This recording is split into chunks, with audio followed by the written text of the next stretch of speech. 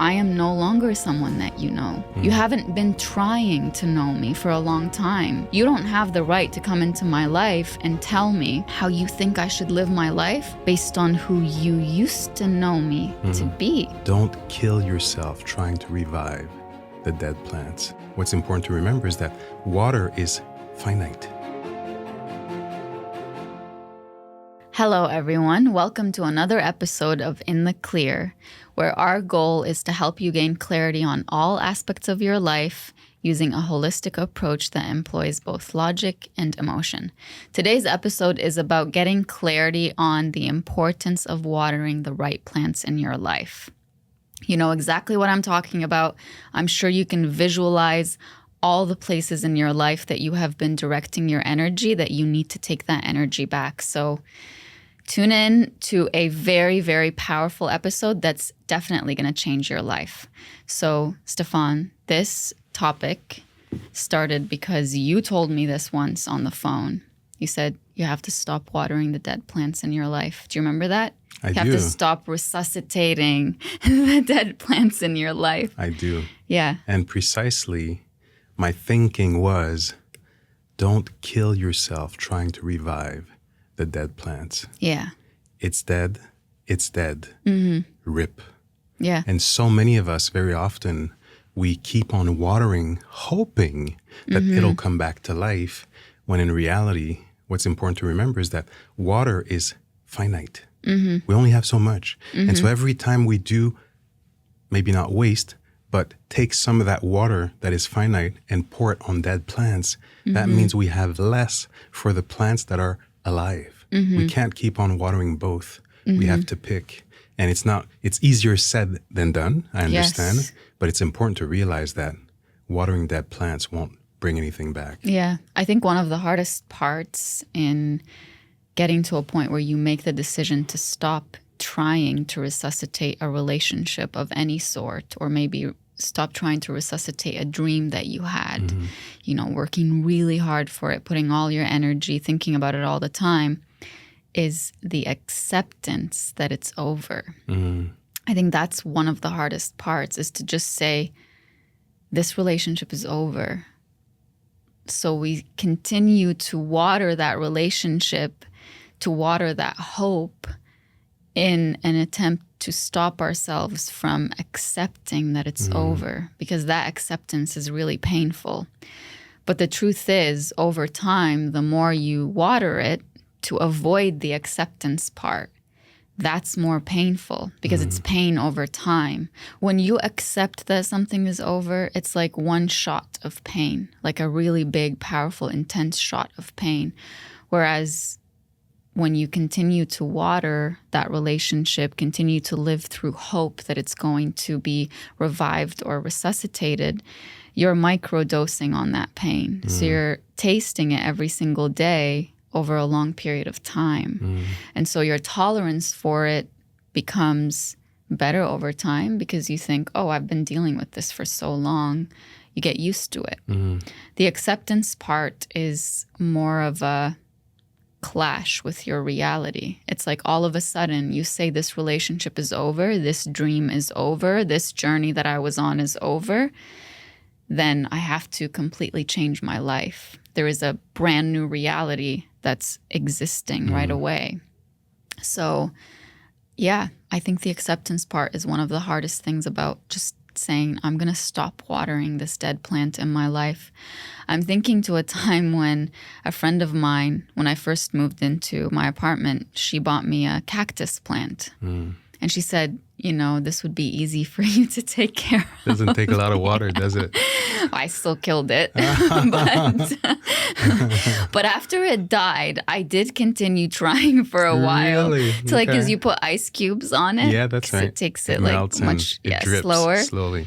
So I tried a few times. And then when I finally realized, no, this is actually dead. There's nothing I can do. It's not just wilting, it's dead. I struggled with letting go of that plant, because I was like, you know, my friend got it for me. It reminds me of the beauty of this change I had in my life at the time. I moved into my own place for the first time.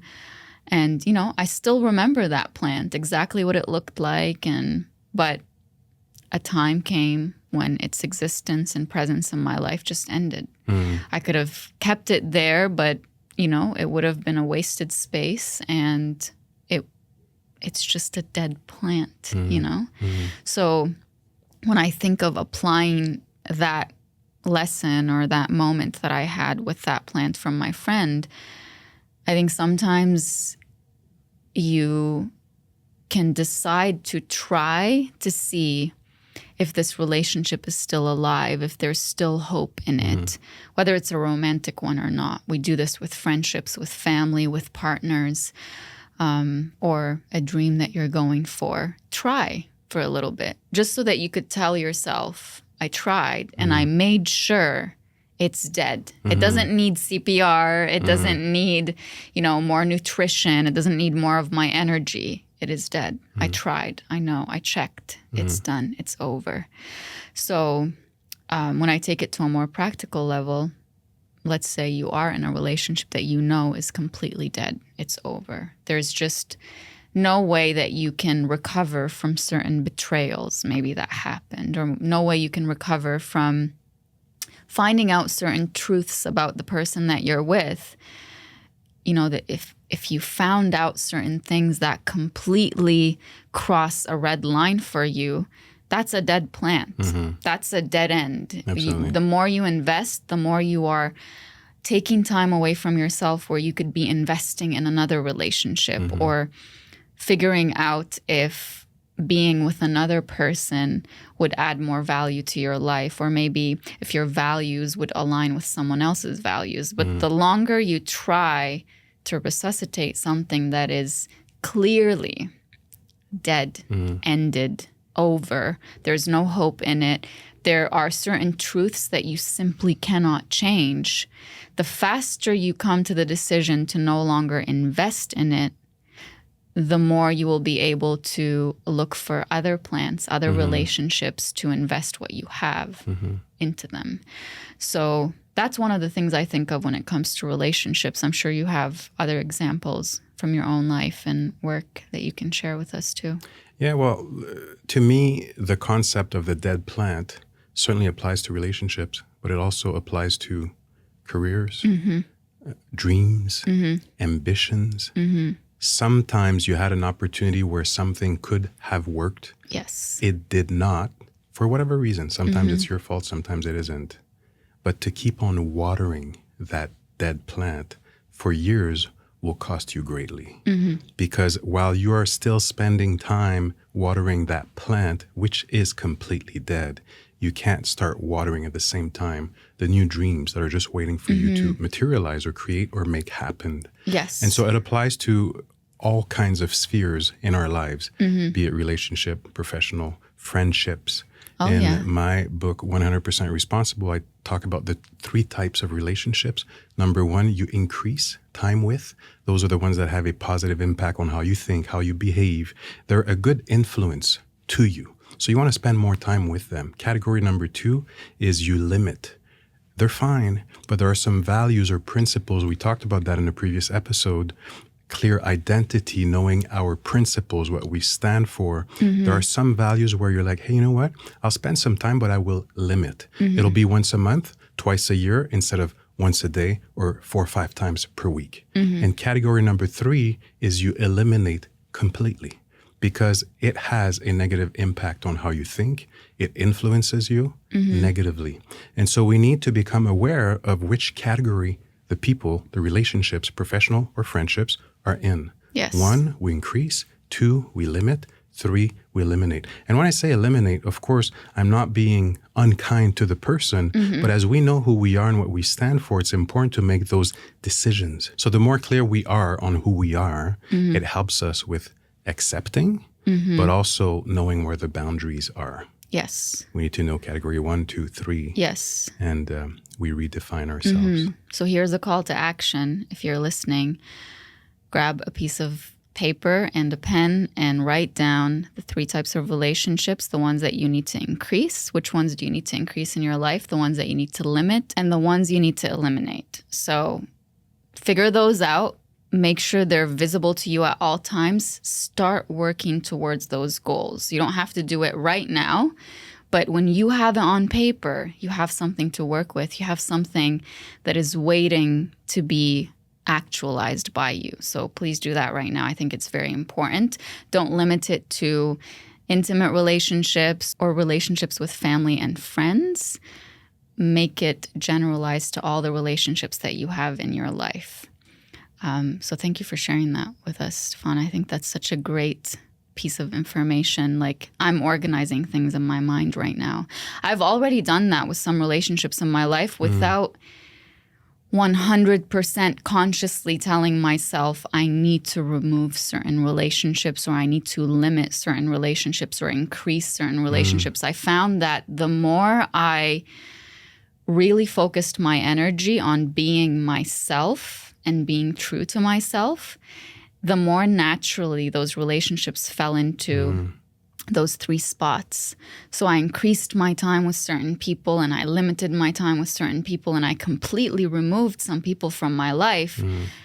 And I didn't realize that I did that until maybe a moment where a person who I completely removed from my life reached out to me and expressed that they were upset that I no longer contacted them. And I was like, oh, like, I went through a moment where I decided I no longer want to be in touch with this person. I had a friend who, Not the same friend that gave you the cactus. No, Okay. a different one. Right. I won't name names because I'm just not going to do that. But I had a friend who, as I'm thinking about this, people really show you who they are when they have nothing to gain from you anymore. Like, that friendship really taught me that lesson. But I was really young when I was in that friendship. I would say, 14, 15, 16. And once the relationship got to a point where this girl no longer benefited from me in any way, like, she wanted to learn Arabic, and Arabic is my first language. She wanted to speak to people that I was associated with. She wanted to get to know them.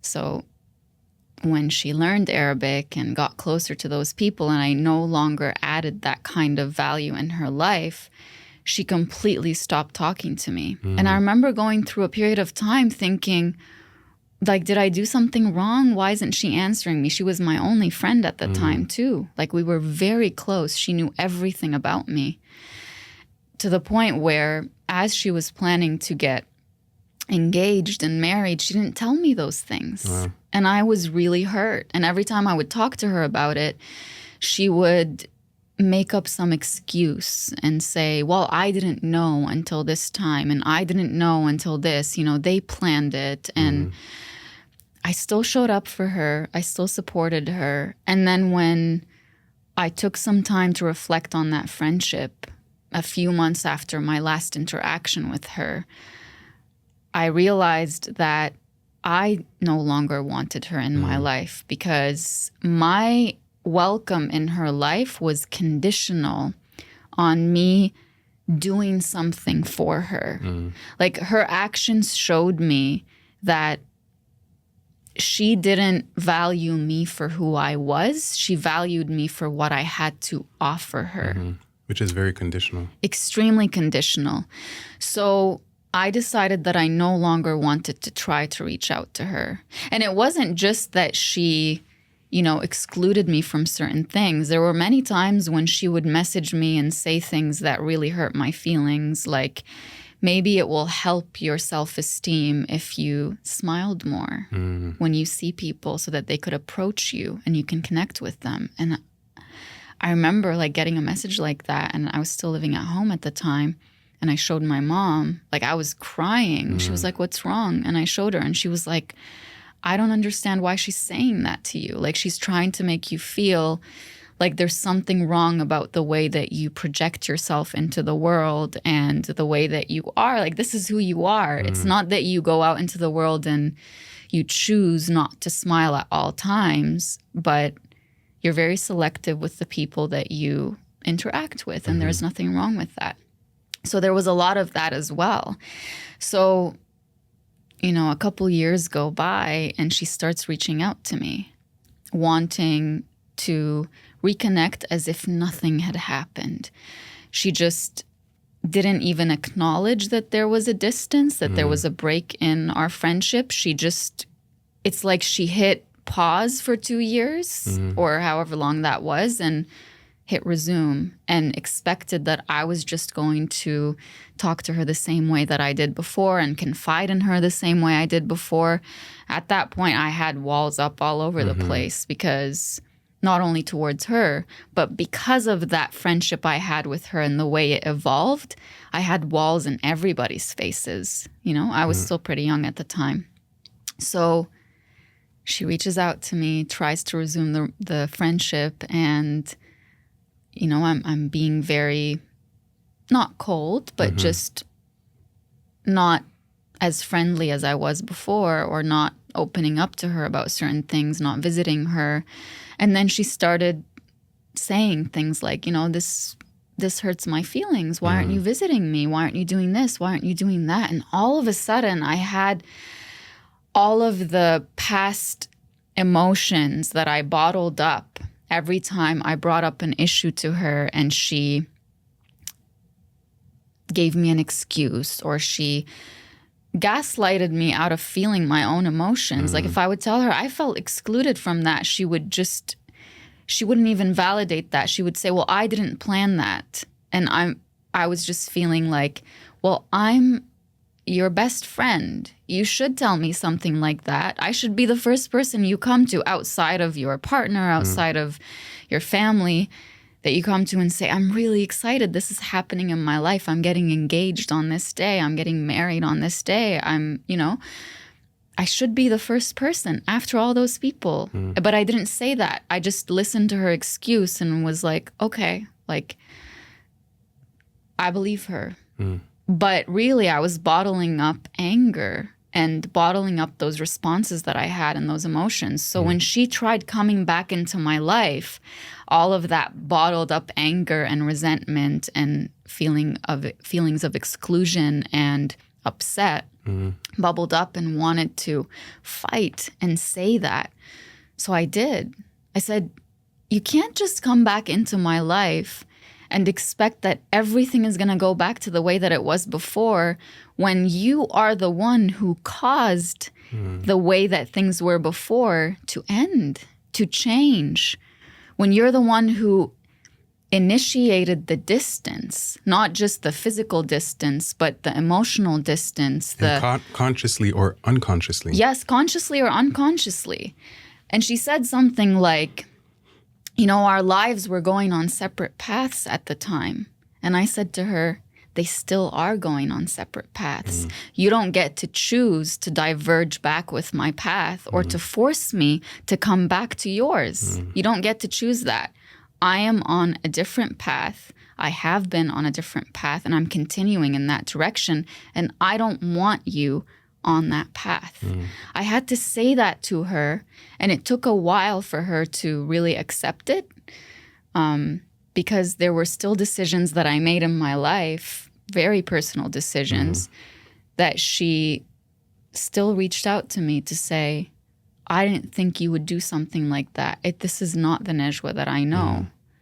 And I said to her, I am no longer someone that you know. You haven't been trying to know me for a long time. So you don't have the right to come into my life and tell me how you think I should live my life or that I owe you to live my life based on who you used to know me to be.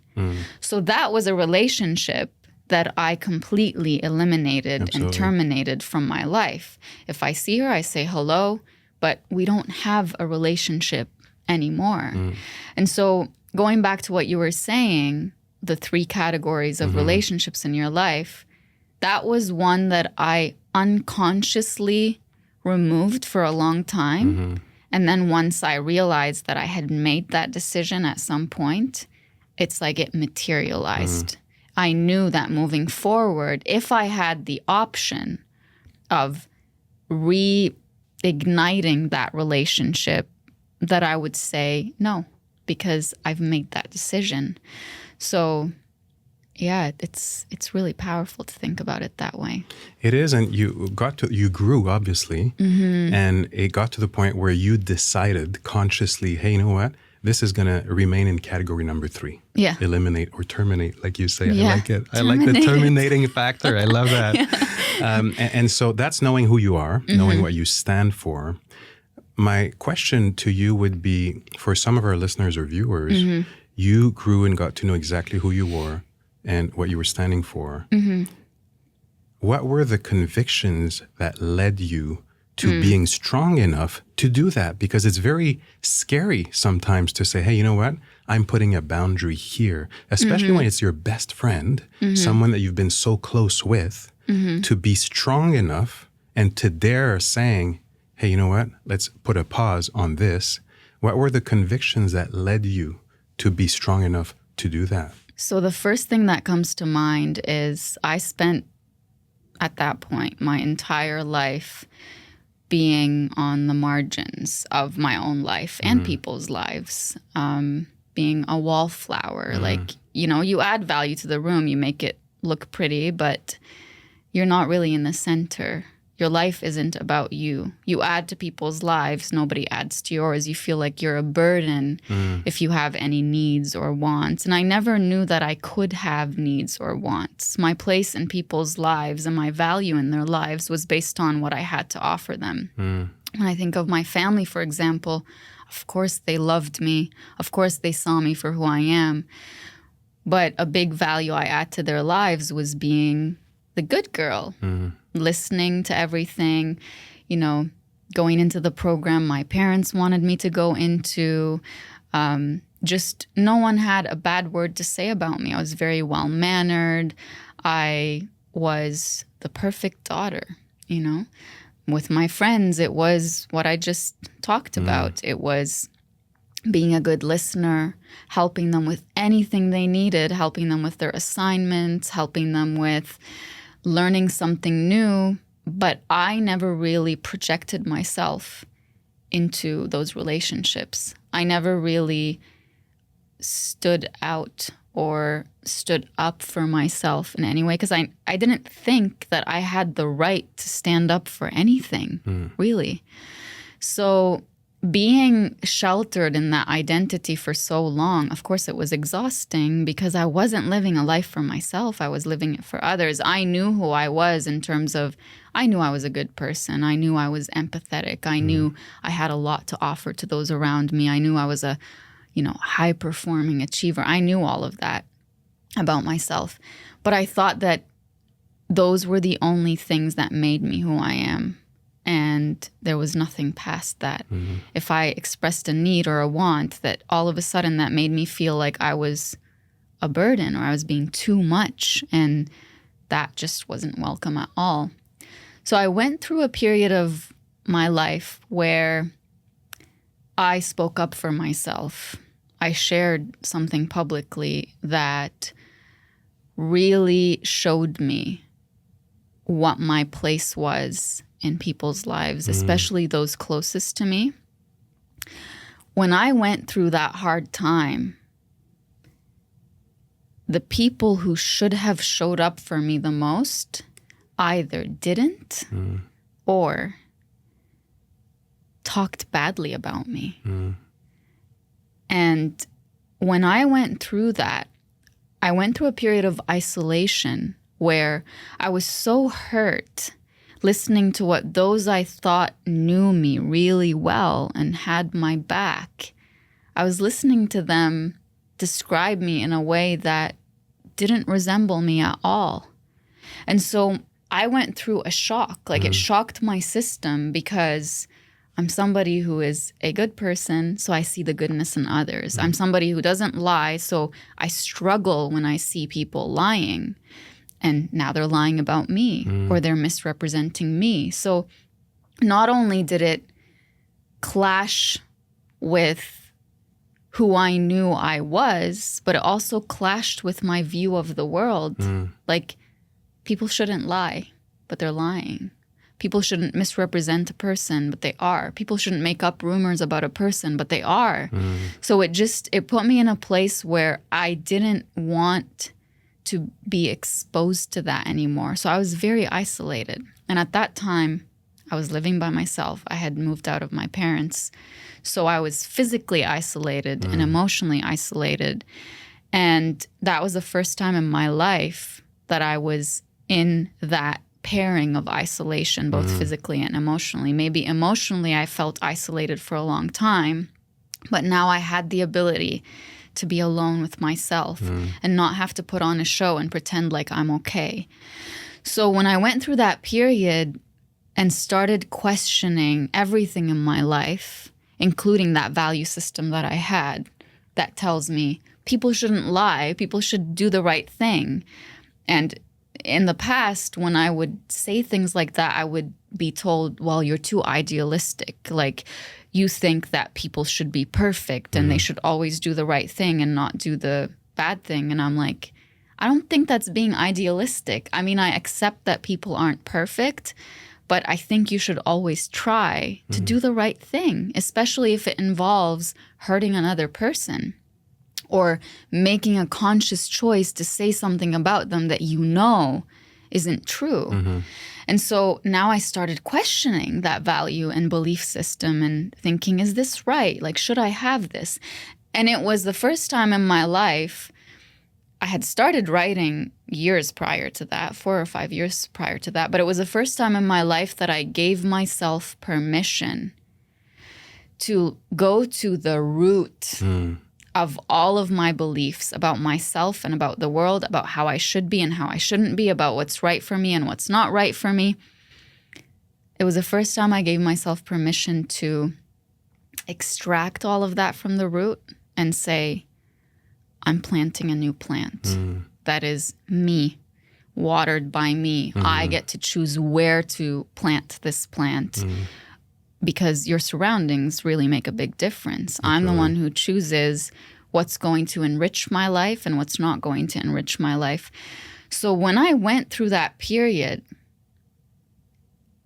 the value I placed on the opinions of others, especially those who were closest to me, just like was crushed. It went from being so huge to being so small, because there's a really powerful quote by Khalil Gibran, who's one of my favorite poets of all time. He says, "What is my need for you during the light if I didn't find you during my darkness?" It's so powerful. I'm getting goosebumps just saying it. What is my need for you at the time when I'm shining and everyone in the world is saying, you're a beautiful writer, I bought your book, I did this, I did that.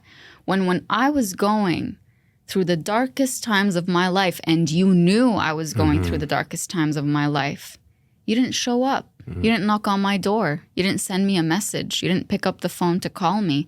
You didn't defend me behind my back or to my face. What is my need for you when I'm doing well if I can't find you when I need you? So going through that truly flipped my life upside down. And it pushed me to a point where I said to myself, I don't care about the way that people perceive me. In a previous episode, we talked about the importance of perception when you're getting clarity on your identity. I don't care about the way that people perceive me. I care about the way that I perceive me. And I'm not saying it from a, I'm better than everyone and I don't need people's feedback. No. But if your perception of me is worse than my perception of me, no, thank you. I don't need your feedback. Because if you can't see me for who I am, then you don't know who you're judging. If you can come to me with love and compassion and say, I know you're making this decision for yourself. From my experience, I'm worried for you. I'm worried about you, but I will support you. I'll be here for you if you need me for anything. Or, I just wanted to give you a heads up. I went through this before and this is what happened, but ultimately the decision is yours. That's different from telling me, you've really disappointed me. I'm not interested in that kind of feedback. So again, I got to a point where it became very clear to me that people who are not willing to sit with me during my pain and my darkest times, people who aren't willing to show me the compassion I need in those times are not people I want in my life. And that friend that I told you I terminated my relationship with did not show up during those dark times at all. So if you're going to be invisible during my dark times, be invisible during my good times too, or not so good times. I don't want you there. So that was a really big thing that gave me conviction in to me, it making screams decisions like that. Self-acceptance because you were sure of yourself to the point where, hey, you know what? I'm going to go my own way. I know which category you're in, 1, 2, 3. And I think that often we don't feel so sure of ourselves to terminate or eliminate. It takes a lot of self-awareness. It takes a lot of self-acceptance. We've talked about that. To know that you were a wallflower, barely invisible at times. It was painful. It was hurtful. It would have been easier maybe go the default route to say, okay, well, now you are accepting me. Now you're giving me attention. Of course, I'm not going to reject it and go with it.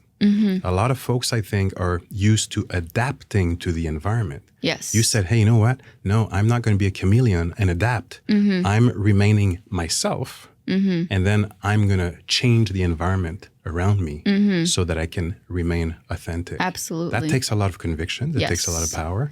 And I don't Yes. think everybody in their 30s or 20s or even in your teen years have that self-awareness and self-confidence. Yes, absolutely. And in Welcome Home, I think it was, I wrote, your heart adapts to the darkness the same way your eyes adapt to the darkness. So if you put yourself in an environment where there's only a limited amount of light that you have to work with, there's only a limited amount of love that you have to work with, you'll adapt to it.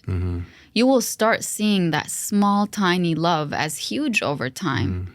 Just like you walk into a really dark room, spend a little bit of time in there, you will start seeing the objects that are around. You'll start being able to make your way around the room, but you forget about the possibility that this room could have light in it. I wouldn't have to expend so much of my energy making sure I don't bump into this, making sure that I never really see the full colors that are in this room. So you have that little tiny love over time. You just think that's the most I'm going to get. You have that little respect. You think over time that's the most I'm going to get. And you just stay there. You live a dimmed life. A dimmed existence. And ultimately it makes you dimmed as well because you can't project your light into an environment like that. An environment that wants you to stay at a place where you believe that you deserve so little can't accept you being wholly and fully yourself there. It just doesn't welcome you that way. There's light. The only amount of light welcome into this environment is a 10%, light, like intense light. So you walk in at 20 or 30 or 100% and it's like, nope, you haven't reached the threshold. Yeah, absolutely. Go dim yourself and come back in. That's what happens to so many people in romantic relationships and friendships. And so to go from being just a wallflower to being in the center of the room, to taking up as much space as everyone else in the room, that not only takes self-acceptance, but it also takes the acceptance of others, of you and your self-acceptance. So make sure that the plants you're watering, the relationships you have with them that you're watering are people who accept you when you are in full self-acceptance and don't make you feel like, remember the girl that you were before? Remember the person that you were before? Like, go back to that because we liked you more. There are certain environments that you walk into where your new self that's in full self-acceptance or working on self-acceptance, that new self of yours is not welcome because the people that you're surrounding yourself with don't value what you have. They valued, for example, you being a people pleaser. They valued you being quiet. They valued you being, in their eyes, in their view, less than them so that they could feel like they're more. And now you're walking in as this whole, happy, self-accepting, wanting to project yourself into the room, wanting to stand strong. And they look at you and they say, you don't serve the same purpose you served before. You're making me feel intimidated. You're making me feel like I need to work more on myself, and I don't like that feeling. They try to dim you. Yes. Yeah. So they want to dial it back and say, go back, go back. And you might take that as, maybe I'm on the wrong track because I'm not feeling the same level of acceptance that I felt from them before. But here's a question to ponder. Is it real acceptance of you, who you truly are, if it gets worse with you coming closer to yourself? Is it real acceptance, or is it tolerance? Did they always accept you, or did they just tolerate you? Did they accept you, or did they accept the version of you that made them feel better about themselves? You know, sometimes you fit only into a certain slot in people's lives. And when you decide, I don't want to just fit into a slot, I want all parts of me to be welcomed here, they tell you, well, that's all I have available. I can't see the part of you that is succeeding in life. I can't see the part of you that is gaining confidence. I can't see the part of you that has a differing opinion from mine. So if you don't want to stay in that slot, I'm just going to ignore what you have to say. I'm going to ignore this new you and all the parts of you that are now shining. So people like that are plants that you have to say, do I increase my time with them? Do I limit my time with them? Do I terminate my time? Terminate completely. Yeah, because it could serve you to just limit, you know? Absolutely. You never know. It often does, to just limit. You don't always have to terminate. Yes. But that's the power of the environment. I like to say sometimes when you can't change the people around you, you need to change the people around you. And it's the same thing for situations or a career, for example. If you can't change the situation at work where you are disliking it, it might mean that you need to change your work or your career. So we're talking about plants, we're talking about relationships, but really it applies to different concepts. And for a lot of folks that I speak to on stage in a corporate setting, sometimes they're having a hard time because something happened at work. They are a vice president. The numbers are not so good in Q4, for example. They need to reverse it and flip it around, but it's not going so well. And sometimes it works, sometimes it doesn't. But I see so many executives where it did not work, and then they are tempted to keep on reviving that plant, not just for quarters, for years and years and years. And that could cost them their career. It could cost them their freedom, their happiness, feeling good about themselves, just because they're trying to hang on and they keep on watering. So pivoting, changing, identifying who's category 3, 2, and 1. Also identifying, hey, am I watering this too much? That's a thing as well. Yeah. If I take what you shared about your friend who gave you the cactus, we could probably term it like cubing it. Because you realize that, hey, sometimes some plants, we can't just pour it on. We need to use cubes so that it drips slowly. And it's the only way that that plant, that type of plant, will remain alive. Yes. Sometimes watering too much could kill the plant. You know what I mean? And so be it in a career or in a romantic relationship or in a friendship, we need to identify which is which. Which is the cactus and which the one that is more thirsty. Yes. And we have a role in that. That's self-awareness, knowing who we are surrounded with, knowing who needs what, but first knowing what we need. Are we the type of plant that needs just little cubes and a bit of water from time to time? Or are we the ones that need the whole fire hose, right? Sometimes we could be different people, and it's fine, but to get to know ourselves first and identify our surroundings. It's not easy to change your environment, but sometimes it's a must. Yes. I've changed my environment many, many, many times. I realized that I can't change them. I can't change this situation. That's in what I call column number 2, uncontrollables.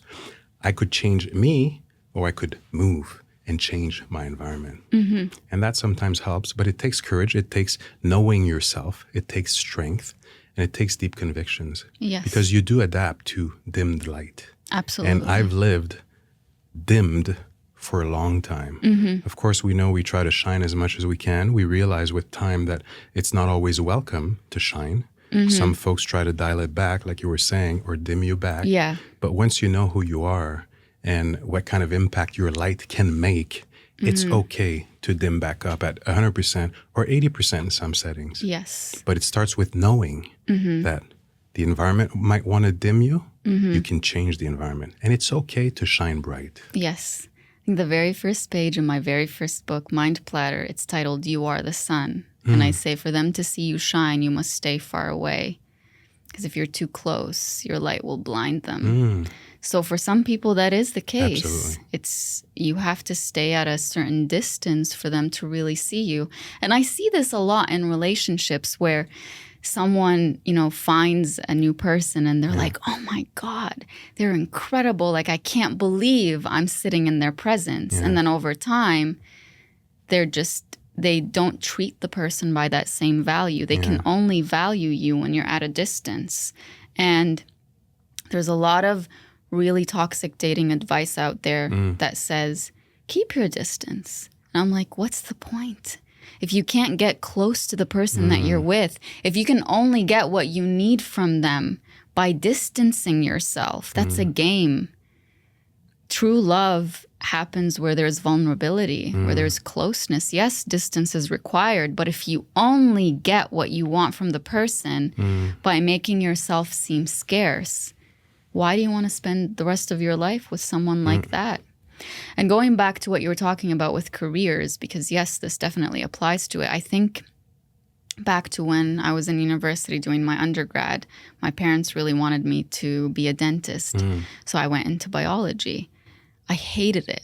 Like, I hated it. When I think back to it now, I remember I was miserable. I hated that program so much, but I did it because my parents wanted me to be a dentist.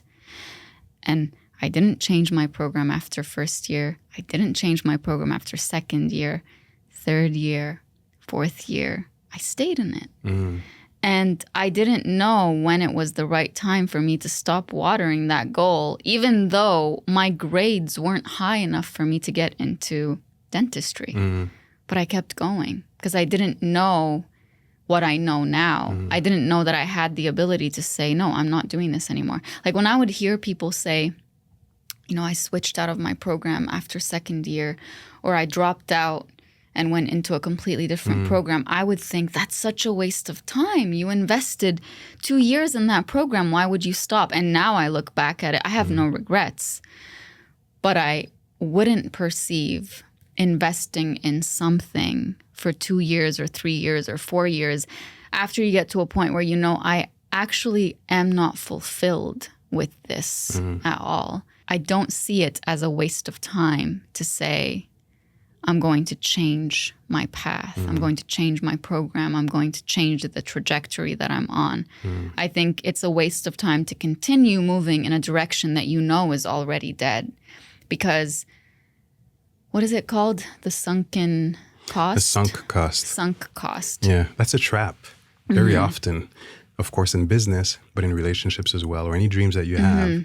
Because if you take two people that are going in the right direction, the person that wins is the one that stops. You know how people say quitters never win, winners never quit. Sometimes quitting is winning. If you're going the wrong direction and you have the awareness of stopping, because the more you keep on going, the farther away you're going from where you should be. And so sometimes turning around is winning. And for some folks, quitting a career, a project, a business, a relationship may feel like, I can't believe I'm a quitter.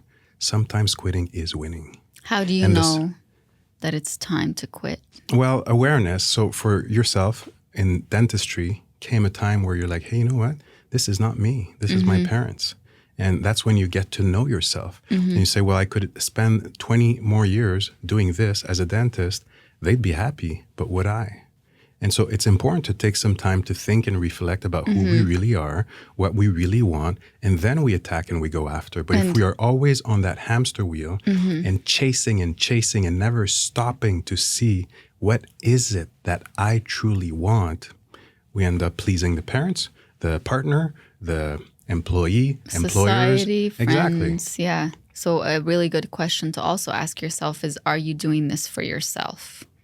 If you can't answer that question, then you have to sit with it and get to a point where you have an answer. And if your answer is yes, then keep going. If your answer is no, then you have to readjust. You have to, figure out what your purpose is again, or you could be in the process of figuring out what your purpose is, but you definitely know this is not my purpose. Absolutely. This is not And to go back to your me. question with regards to sunk cost, if some of our friends or viewers or listeners are not sure of what it is when you have invested so much into a project, a business as an investor, and now there are losses, it's not going so well, you are tempted to keep on investing or stretching it and waiting patiently in case it turns around. There is a sunk cost. You've put so much into it that you feel trapped that you can't let go and retreat. Yeah. When the reality is very often you need to cut your losses. And that means turning around, admitting maybe you're quitting on that project or that relationship, but sometimes quitting is winning. Yes. You need to decide and say, hey, you know what? This is it. Yes, I've lost so much so far, but how much more do I want to keep on losing? And it makes me think of when you wait for the bus. When I was a kid, I used to play hockey and I'd wait for the bus. And on Sundays, the bus would come every, let's say, 45 minutes instead of every 10 minutes. And sometimes the bus is just not showing up. And then you have that question, should I keep on waiting for that bus or should I start walking? Because if I would have started walking, I'd be so much more further ahead. And you don't have that far to go. And so the question is always, do I keep on waiting? And often we will, because we're like, geez, I've already waited 35 minutes. I didn't do all of this for nothing. That's the sunk cost. So because of that, we're, hey, I'm going to stay here and I'm going to stay put and I'm not going to move. When in reality, we should start walking very often. And if it arrives 45 minutes later, 30 minutes later, it'll arrive when it arrives. If it doesn't matter. At least you start walking. Pick it up later on the way, on the road, but start walking. Yeah, that's really, really powerful. I think of people who say things like, I have to make it work. I'm not a quitter. Like, I've already put this much into it, then I'm going to keep going. It's like, don't make it mean something about you when you've invested so much time in something that is not growing, that is going nowhere. It means nothing about you. If anything, you could look at all the positive things it means about you. You're a hard worker. You're determined. You're passionate. You put your whole heart into something. But now that you know for a fact this is not going anywhere, you continuing to work by those qualities that you have sometimes means saying, I'm no longer investing in this. My energy needs to go to other places. So it's not weakness to say I quit. It actually takes a lot of strength to say, I cut my losses. That's it. My energy needs to go somewhere else. Absolutely. And to go back to our plants, we stop watering because we realize that water is finite. Yeah. Cutting the losses means, okay, I'm going to stop pouring here because this needs some pouring. And I only have so much water. Yes, I'm quitting or giving up on this plant, this dream, this relationship. But because I'm turning back, I can make sure that this plant here keeps on growing. Sometimes with a cube, sometimes with the fire hose, depending on which plant it is. Well, this reminds me of a story I heard once of a woman who called into a show and said something like, I got into a relationship with this guy and, you know, I've invested so much of myself into this relationship. Like, I've paid for so many things that have to do with him. I've offered him so much of myself. I've basically, you know, it's not a 50-50 relationship. I've given so much more than 50 and didn't receive that in return. And now he's telling me that he doesn't want to be with me. And so the TV host says to her, think of a person who's really hungry and you offer them an entire feast and they just eat and eat and eat until they can no longer eat. They're all of a sudden like, I can't eat anymore. Take away all this food from me. So the TV host was telling this woman, that's what you did. You offered him something that was so much bigger than what he could handle. So it's not to say you are food. We're not reducing a person to that. But sometimes people aren't ready for how big you are. Yeah. Sometimes people aren't ready for all the greatness that you are going to offer them and add to their lives. Sometimes they just need a little plate of food and you offered them an entire feast. It doesn't take away from your value. It just means they need so much less than that. There's a really powerful quote that goes around on TikTok. Everybody says it. If I am too much for you, go find less. So I want every person listening to live by that. Tell the person who is making you feel like you are too much. You don't have to say it to their face. You could say it in your mind, in your heart, in your whole existence. If I am too much for you, I am not going to break myself down into pieces so that you could take me in. If I am too much for you, go find less. I will find someone who will look at me and say, you're perfect the way you are. So as we approach the end of this episode, do you want to start with telling me one or two things that you learned from me today that you found were really powerful? Absolutely. One of them is the dimming factor. That I find is very powerful because you show up at places at times and they want to dim your light. And sometimes you walk into a room that is dark and you adapt. It takes strength, courage, and self-awareness to realize, hey, you know what? I'm running at 10% here. Sure, I can now see the objects, but I'm not maximizing my full potential. I'm not fully being myself. 80%, 90%, 100% is fine too, even if we adapt. So the key, I would say, which I've heard from you, is to make sure that you don't adapt too fast. Know who you are. And if you have to, change your environment. That's one of them. Make for sure. the environment adapt to you. Yeah, absolutely. Another point that really screamed at me is having the courage to accept that the plant is dead. That's not easy. And some of us will keep on watering. Yes. We know it's dead. But the accepting part is not easy. Yes. And so learning how to accept when the plant is dead, whatever your plant is the starting point of turning around and pivoting towards the plants that need either your cubes or your fire hose. Yes. I love that. My two powerful things that I learned from you. The first one is the columns with three people, three kinds of people who you should increase your time with, limit your time with, terminate or eliminate your time with.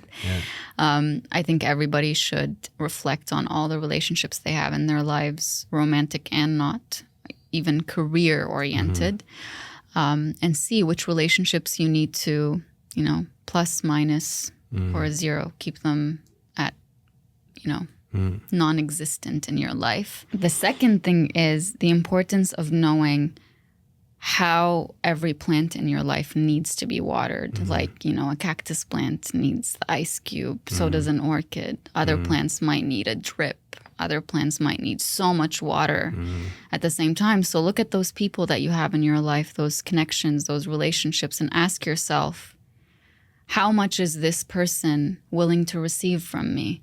Because if you're only willing to receive an ice cube every 3 weeks, I'm not going to pour a whole bucket on you. I'm not going to feel or put myself in a position where I'm made to feel like I am giving too much. I'm going to give you what you need. And I'm also going to reflect, do I want a relationship in my life that only wants a little tiny bit of me or only welcomes a little tiny bit of me when I really want the whole of me to be welcomed and accepted. So, and do some of those require too much water where it drains you? Yeah. And you just keep on pouring, but you're pouring too much. It's good for us to really think about is this what I want? Yes. Pouring myself so much into this relationship, career, project, situation. Yes. Engage ourselves and pace ourselves. Yes. And this also made me think that you need to reflect on how the people around you are watering you. Are they giving you too little? Are they giving you too much? Also reflect on that, because we'll make another episode about it. I think it's a great thought to ponder. What are those around you giving you? Are they giving you enough? Are they giving you too much or too little? And what do you need to do based on that? But now we were just talking about your energy going into other people. Yes. So I think this was a beautiful episode. It's a great place to stop. If you are listening, watching on whatever platform, please make sure that you subscribe on all podcast streaming platforms. Find us on all social media platforms as well, in the Clear Podcast, and send us your feedback. Tell us about topics that you want us to talk about in the future, and we hope to see you next time. Have a great day.